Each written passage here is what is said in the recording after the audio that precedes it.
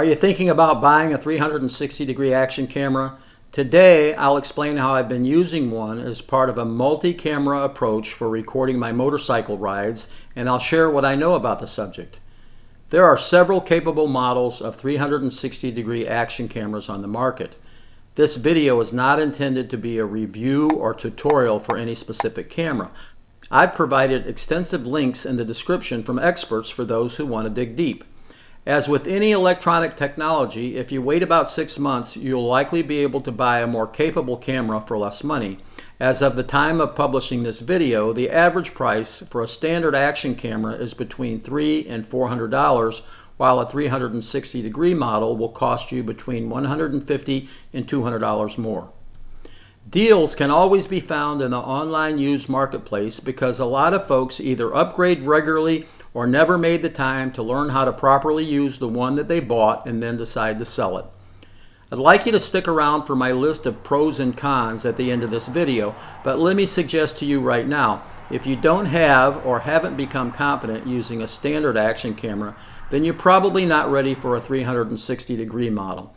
Modern 360-degree action cameras work by using highly convex lenses and CCDs facing opposite directions. Then, sophisticated microprocessors and software process and stitch the images to allow panning and the ability to capture the full field of view.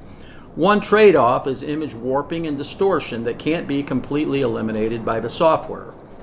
With features like HDR, horizon lock, image stabilization, multiple resolutions, multiple frame rates, and exposure settings, you're probably going to have to read the manual. I shot some video recently using a camera rig that I 3D printed for the purpose of demonstrating a few different and important concepts. I'd like you to take a look at these side-by-side comparisons while I explain a couple of important things.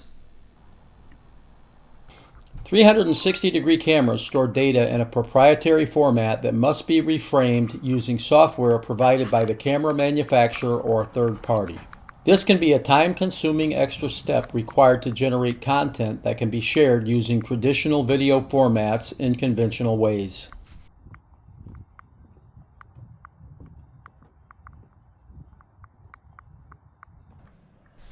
All right, just some quick background and setup here. We'll walk through this a couple different times as I highlight and discuss a couple different things. I went out to the Great Bridge area of Chesapeake, Virginia a couple of weeks ago and shot this footage. There's a drawbridge there. This is a historic site. I've been out there a couple times. The footage on the left I shot using the DJI Osmo action camera. The specs are listed there. That is not a 360-degree camera. That camera was introduced in 2019. The footage on the right I shot with my Insta360 360-degree camera. That has a 360-degree field of view. That camera was introduced in 2020. And we're going to run through this twice because I've got multiple things that I want to point out here. I've mounted these cameras on the same rig and I've done my best to synchronize the footage so that they're in time. As you look down the end of the dock and you notice that the sailboat as we're walking by, the image on the 360-degree camera is much more elongated. But not only that, it's a wider field of view. In the background you see a lot more of the scene than you do in the Osmo action camera. Now the other thing that I think is striking, and I would have never noticed this if I weren't looking at these images side by side, the colors on the Insta360 camera are much more vivid. The blues are bluer. You notice the sky, you notice the water, the greens are greener. It's just a much more appealing picture. But the most important thing as we rewind and walk back down the dock, and I'm sure you've already noticed it, is the image stabilization. The image on the left is very jittery, and even though the Osmo action camera does have built-in image stabilization, and I may not have it set for the maximum image stabilization, it's making me want to go and investigate that, but the stabilization on the right is a newer technology. It's flow rate stabilization. It's extremely smooth, and that is quite amazing to me. The image on the right, even though we're not really utilizing the 360-degree capabilities, the image on the right, regardless of the warping and the image distortion, is a much more appealing image. Now I'd like to show you a typical example of how I'm using my 360-degree action camera mounted on the rear of my motorcycle. This particular 30-second clip is from an industrial area in Portsmouth, Virginia. The first version is the unmodified perspective. There's nothing wrong with it. There's nothing all that interesting either.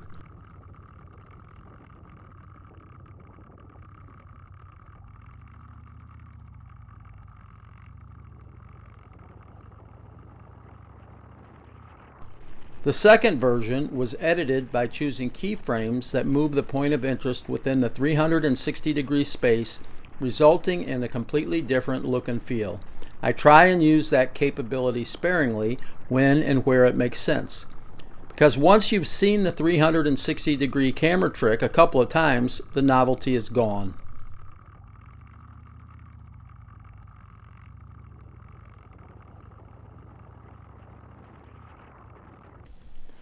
Hey, if you're still watching my video, I assume you're a careful consumer doing proper research before dropping $500 on something you might regret, and good for you. But with the popularity and growth of virtual reality, it seems inevitable that 360-degree cameras are here to stay. As I previously mentioned, capabilities are constantly improving and prices are dropping. Competition among multiple companies is good for the consumer. Now let me share my list of pros and cons of 360-degree camera ownership. First, the pros. Sharing your action hobbies and experiences using 360-degree views is fun. Learning a new skill will help keep your brain from turning into oatmeal. And the money you spend on cameras, mounts, storage media, editing software, and Lord knows what else might help you avoid bad habits. And now the cons. Action cameras are not indestructible. The convex lenses are prone to scratching. Inexpensive and basic camera mounts, such as the ones included with your camera, are generally not robust enough to keep the camera secure. These cameras generate huge files. You'll find yourself filling up a hard drive pretty quickly. Editing is very time consuming. You'll get faster with experience, but it will always be time consuming. The complexity of the cameras makes errors and mistakes more likely. Cameras in motion capture a lot of annoying wind noise. That applies to all action cameras and not just 360-degree models. I want to thank you for watching to the end. Your feedback is appreciated. I welcome all your comments, questions, and suggestions. I've got a couple of helpers as I'm trying to finish up this video today, so you may have to pardon any extraneous noise.